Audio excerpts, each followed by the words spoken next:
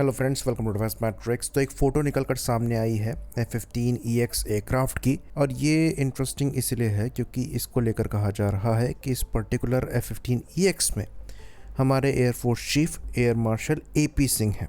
तो इसको fly actual में किया जा रहा है US एयरफोर्स के पायलट द्वारा, जो कि 85th test and evaluation squadron को बिलोंग करते हैं। और ये फ्लाइट जो है ये नेलिस एयरबेस नेवाडा में कंडक्ट कराई गई थी। तो ये फ़ोटो है अप्रैल 9 की। तो ये चीज़ हम जानते हैं हमारे air chief marshal AP Singh द्वारा US विजिट किया गया था, और इस विजिट के दौरान कई हाई प्रोफाइल मीटिंग्स हुई थी। उसी में ये एक फैमिलियराइजेशन फ्लाइट थी जिसमें F-15EX या फिर ईगल 2 में इन्होंने फ्लाई किया था, लाइकली वीसो यानी कि वेपन सिस्टम ऑफिसर की पोजीशन पे। तो इस फ्लाइट के दौरान इनको इस एयरक्राफ्ट की कैपेबिलिटी के बारे में अवेयर कराया गया होगा, जहाँ पर जो फ्लाइंग पायलट हैं उन्होंने इसकी खूबियाँ बताई होंगी। F-15EX एक्चुअली F-15 का सबसे लेटेस्ट वर्जन है, और अभी USAF में भी ये पूरी तरीके से अडॉप्ट नहीं किया गया है। अभी भी कई पुराने F-15 USAF द्वारा इस्तेमाल किए जाते हैं, जो कि फ्यूचर में लाइकली इनसे रिप्लेस किए जा सकते हैं। यहाँ पर जो इंटरेस्टिंग चीज़ है वो ये है कि ये पर्टिकुलर एयरक्राफ्ट इंडिया को US द्वारा ऑफर किया गया था MRFA कंपटीशन में। तो ये एक्चुअली एक मेजर अपग्रेड है F-15 ईगल पर, और ये एक्चुअली बेस्ड है F-15SA पर, जिसे सऊदी अरेबिया के लिए बनाया गया था, और उसी में कुछ मॉडिफिकेशन करके अब इसे USAF को दिया जा रहा है, जो कि उनकी सर्विस से F-15CD को रिप्लेस करेंगे।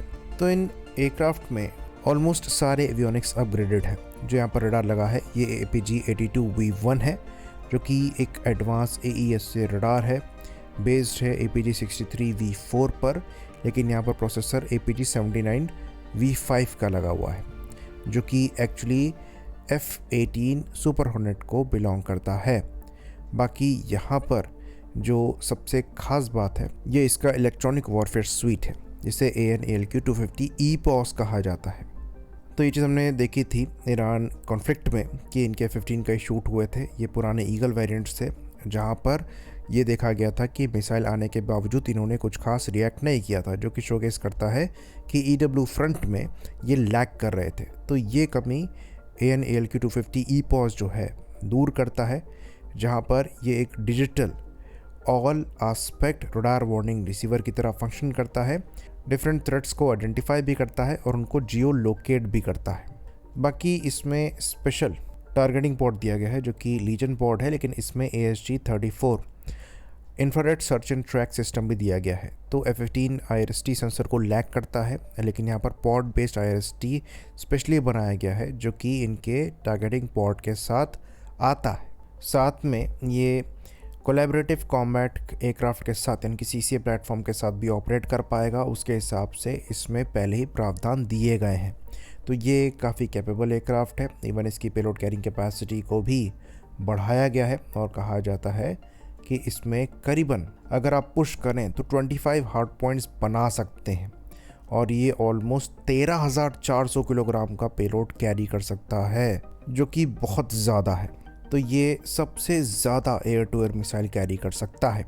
इसे एज अ मिसाइल ट्रक भी इस्तेमाल किया जा सकता है, और USAF द्वारा इनको F-35 के साथ ऐसे ही इस्तेमाल करने की तैयारी करी जा रही है। तो ये एक काफ़ी कैपेबल प्लेटफॉर्म था, पर इंडियन एयरफोर्स ने चॉइस रफाल बनाया, और ये प्लेटफॉर्म जो है ये अब इजराइल को भी मिलेंगे। बाकी USAF ने भी करीबन 129 के आसपास इनको सर्विस में ऑपरेट करने का प्लान किया हुआ है, जिसमें से 17 डिलीवर हुए हैं। तो एक कैपेबल मशीन है और वाइडली इस्तेमाल भी करी जा रही है। तो क्या हमारे जो एयरफोर्स चीफ इससे फ्लाई कर रहे हैं, इसमें क्या कोई सिग्नलिंग करी जा रही है? तो ऐसा नहीं है।